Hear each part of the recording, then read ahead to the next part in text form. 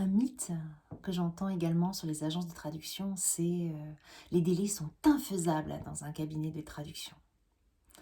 Là, je pense qu'il y a une incompréhension. Euh, Effectivement, il se peut que vous receviez des projets où le gestionnaire de projet, ou PM, comme on l'appelle dans certains cabinets, vous envoie une offre de 10 000 mots pour demain.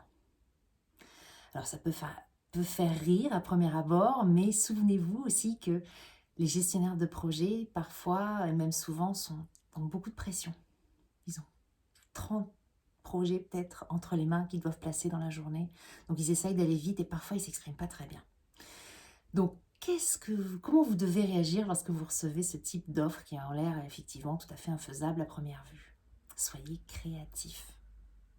Répondez, laissez toujours la porte ouverte, d'accord, au client. Vous répondez oui, je peux vous aider à hauteur de tant de mots pour la date que vous me demandez.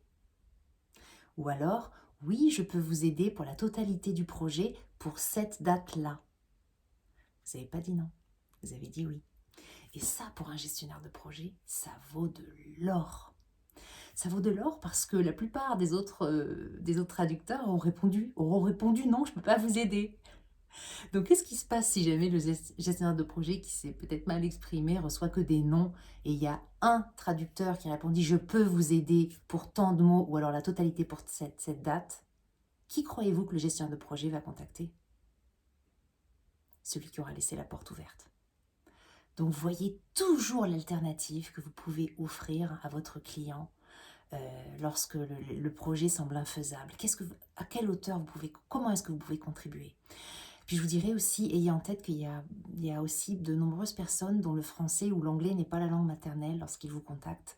Et donc, encore une fois, ils peuvent parfois ne pas bien s'exprimer. Donc, ayez ça également en tête. Donc, à vous parfois également de préciser, de repréciser l'offre. Et puis, donc, répondez toujours oui, mais avec vos conditions. À bientôt.